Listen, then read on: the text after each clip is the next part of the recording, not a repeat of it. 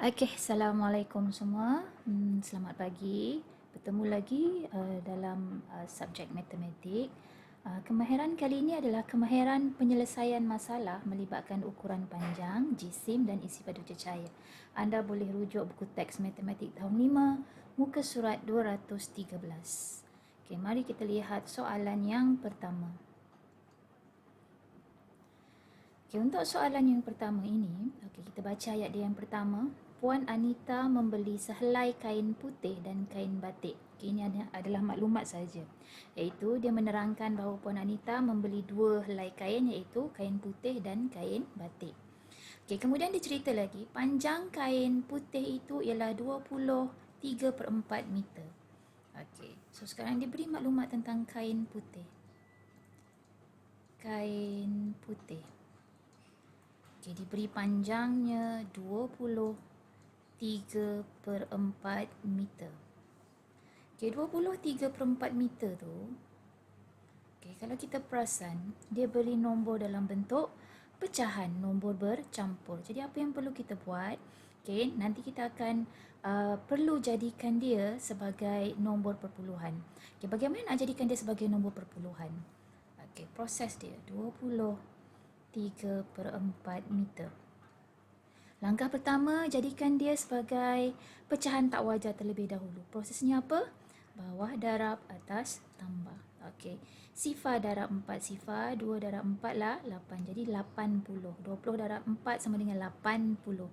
80 tambah 3 sama dengan 83/4. Penyebut bahagian bawah ni tidak berubah. Unit dia pun masih lagi sama, meter. Okey, dari sini baru kita boleh tukarkan dia menjadi nombor perpuluhan. Prosesnya apa? Nak jadikan pecahan kepada perpuluhan? Operasi bahagi. Okey, apa bahagi apa? 83 per ini adalah bahagi dengan 4. 83 bahagi 4. Okey, 4 darab 2, 8. 3 tak ada, jadi kita ambil nombor sifar sebab sifar yang paling hampir. Kemudian ada baki, jadi kita letak titik perpuluhan. Okey, letakkan sifar. Okay, 30. Nombor paling hampir adalah 28. Nombor yang ke-7. Tolakkan, dapat baki 2. Okey, letak sifar lagi sebab ada baki.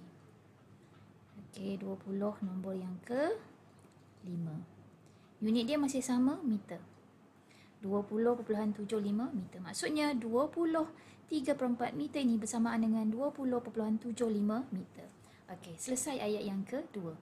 Kita pergi pada ayat yang ketiga. Pada ayat yang ketiga ni, dia cerita tentang kain batik pula. Okey, dia cerita tentang kain batik. Okey, apa maklumat yang diberi tentang kain batik tu? Dia kata lebih 1.5 meter daripada panjang kain putih.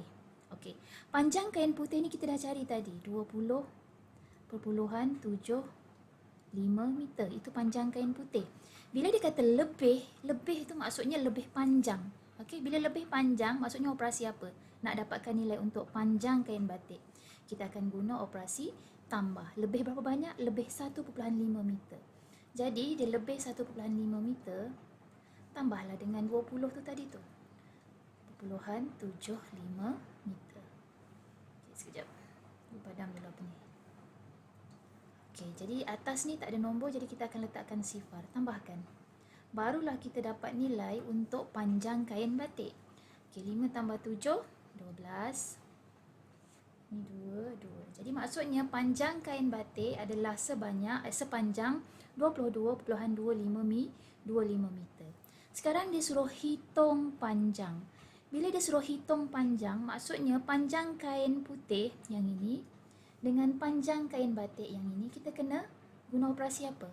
Kita akan guna operasi tambah. Sekejap, ini jalan kerja pertama, ini jalan kerja yang kedua, ini jalan kerja yang ketiga. Jadi, dia nak hitung panjang, jadi kita akan guna operasi tambah. Apa tambah apa? Kain putih panjang dia 20.75 meter. Manakala kain batik panjang dia 22.25 meter. Okay, kita tambahkan kedua-dua nombor yang diberi ini. 5 tambah 5, 10. 7 tambah 3, 10. 2 tambah 1, 3. 2 tambah 2, 4.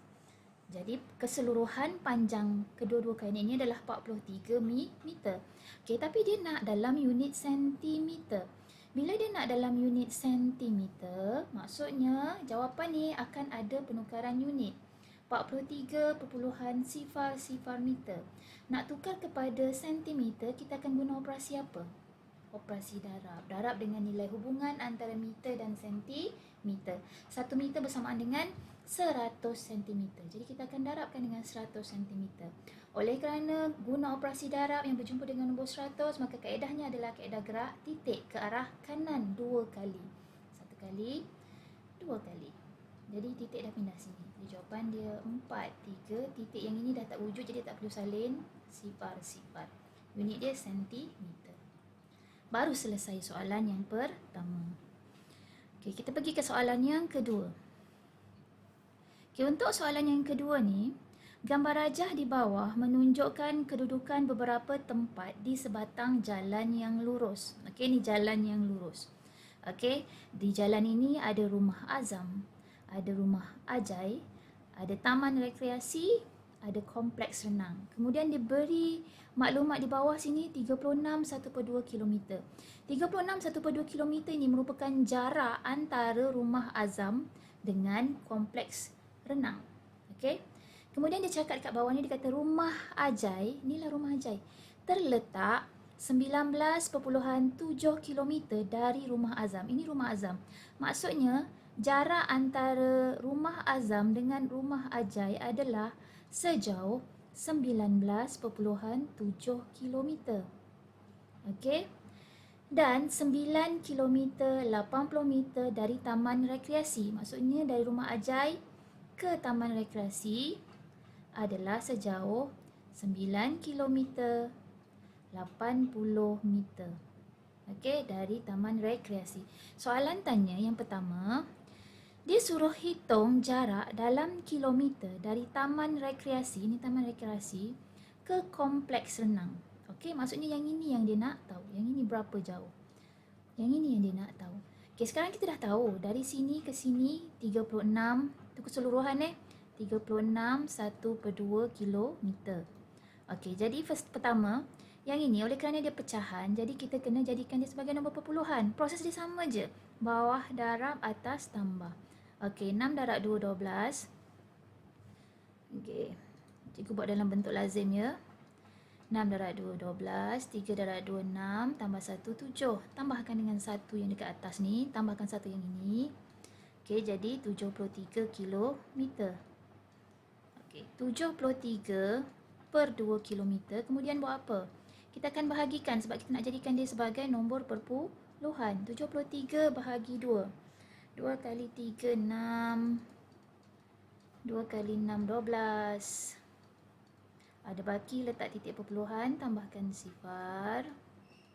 Okey, 10 nombor yang ke-5. Jadi unitnya kilometer. 36.5 kilometer. Ini jarak yang asal. Ni. Jarak penuh dari rumah Azam ke kompleks renang. Kemudian, ini jalan kerja yang pertama. Okey, jalan kerja dia yang kedua. Kita ambil nombor 36.5 km ni.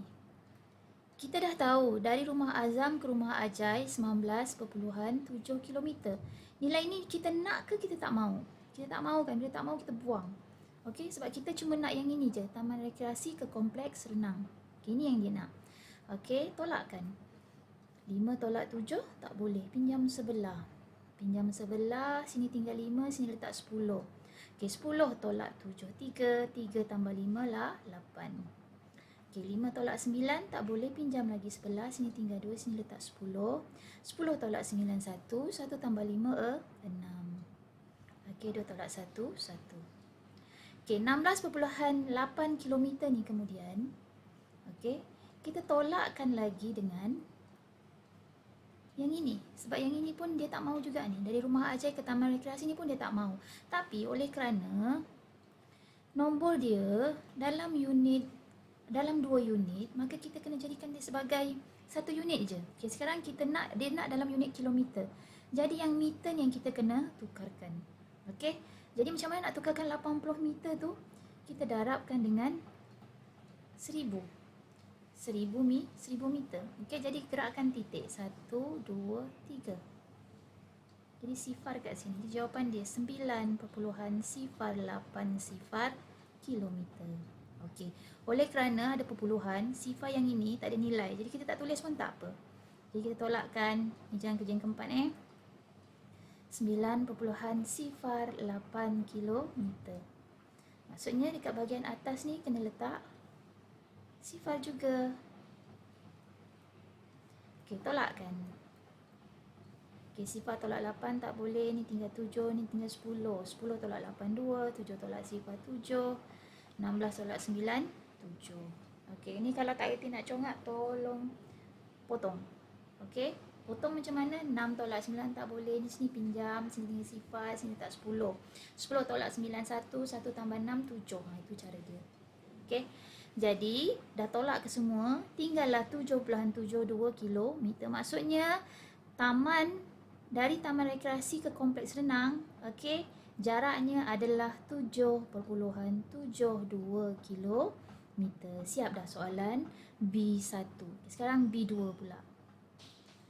Okey, soalan B2, dia kata Azam pergi ke rumah Ajai 2 kali seminggu. 2 kali seminggu untuk belajar berkumpulan. 2 kali seminggu. Okey. Hitung jumlah jarak ulang-alik dalam meter yang dilalui oleh Azam.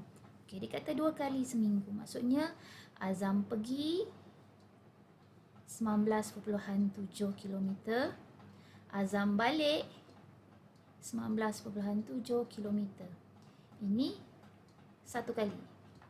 Okay, bila kali kedua pun sama, Azam pergi 19.7 kilometer, kemudian Azam balik 19.7 kilometer. Ini hari yang kedua. Jadi maksudnya kat sini nombor dia semua sama. Nampak ni 19.7, 19.7, 19.7, 19.7. Jadi kita nak guna operasi apa kalau nombornya sama dan benda tu berdouble-double macam ni. Okey, kita akan guna operasi darab. Darab dengan berapa? Darab dengan 4. Apa yang didarabkan dengan 4? Nombor tu tadilah 19.7 kilometer darabkan dengan 4. Sekejap, cikgu tulis 4 ni. Saya ingat.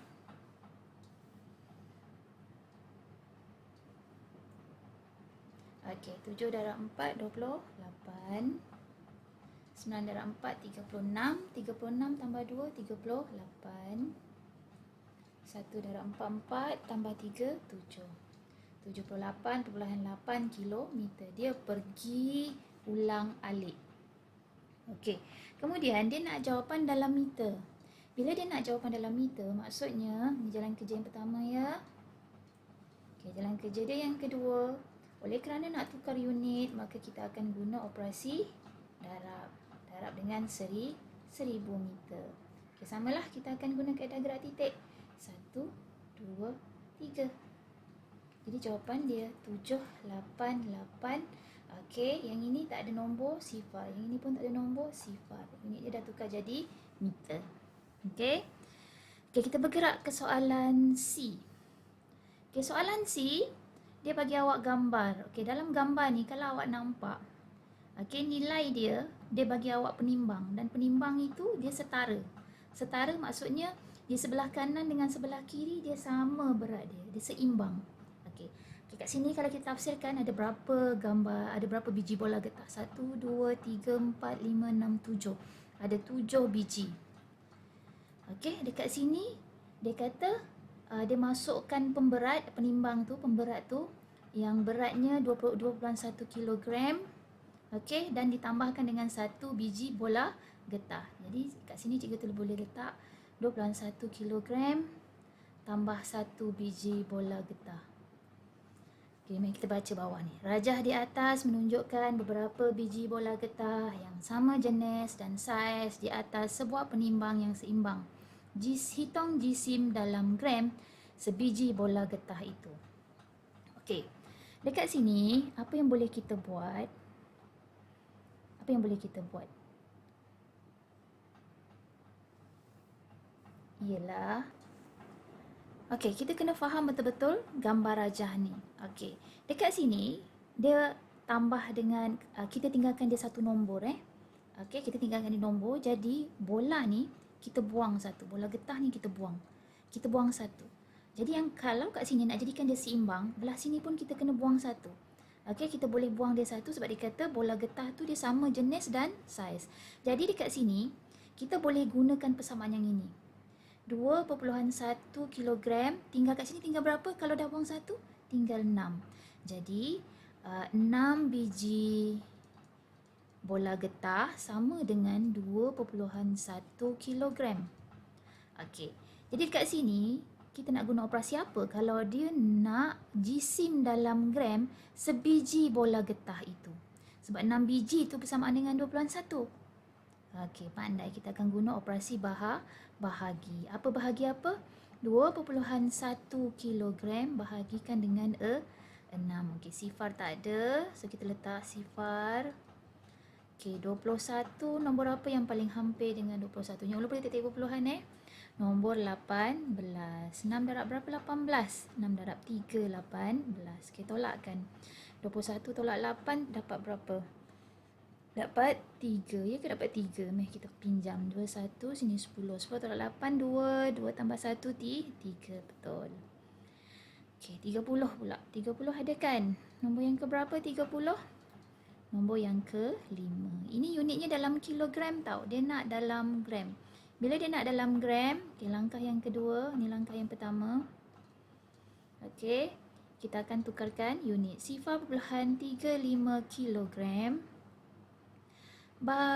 Darab ke bahagi kalau nak tukar pada gram? Darab dengan 1000 gram. Pun samalah bila nak tukar unit, kita guna gerak titik je ni.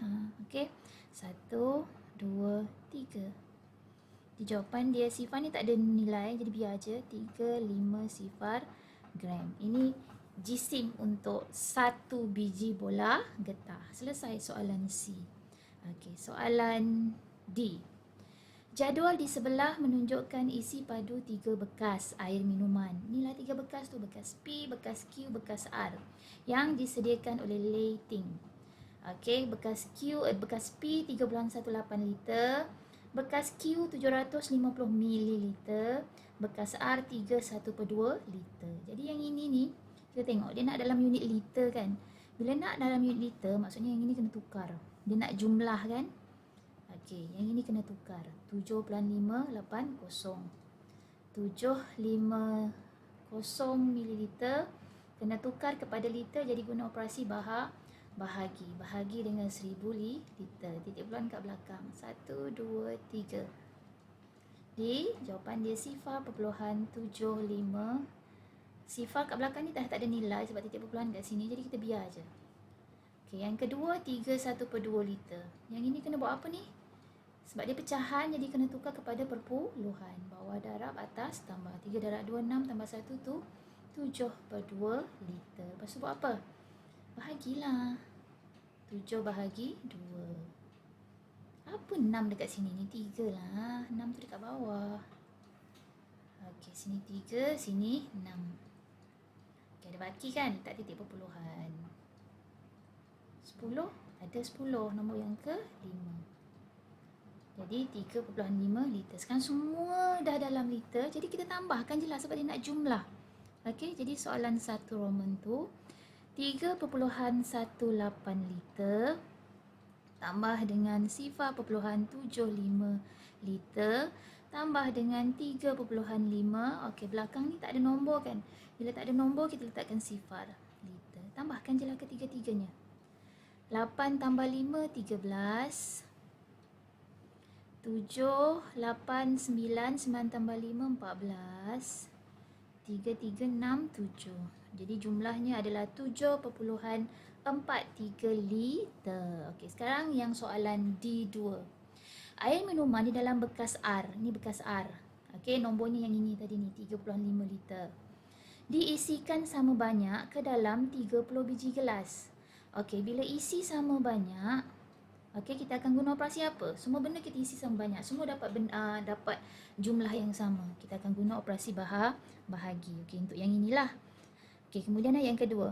Setiap gelas mengandungi 150 ml air minuman. Adakah pernyataan ini benar? Buktikan. So, maksudnya kita kena bahagilah untuk buktikan betul tak dapat 150 ml ni. Jadi, oleh kerana dia kata dalam mililiter, jadi nombor ni kita kena tambah lagi, sambung lagi jalan kerja dia, kita kena tukarkan unit dia. 3.5 liter, nak tukar kepada mililiter guna operasi darab. Darab dengan 1000 mililiter.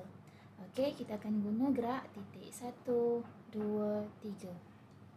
Okey, 3500 mililiter. Jadi nombor ni yang kita akan bahagikan Okey, 3500 mililiter bahagi dengan 30. Okey, 30 kali 1 30. 50 pun 30 lagi 1. Okey. 5 tolak 3 2. 200 ada tak? Okey, jap cikgu buat CP3 dulu. 3, 6, 9, 12, 15, 18, 21. Okey, tak ada. So, kita ambil 180. 180 tu nombor yang ke-6. Okey, dapat lagi baki 20. Pun sama, letak titik perpuluhan. Okey, bila dah ada baki macam ni, kita biar je. Okey. Sifar. Sebab kita dah dapat jawapan yang bukan jawapan dia. 180. Okey, kita biar sampai sini saja. Baki 20. Yang selebihnya tu kita tak payah buat. Unit dia mililiter. Jadi, sama tak setiap gelas mengandungi 150? Yang ini dapat 116 mililiter. Jadi, jawapan dia sama ke tak sama? Tak sama kan? Okey, oleh kerana dia tanya, adakah pernyataan ini benar?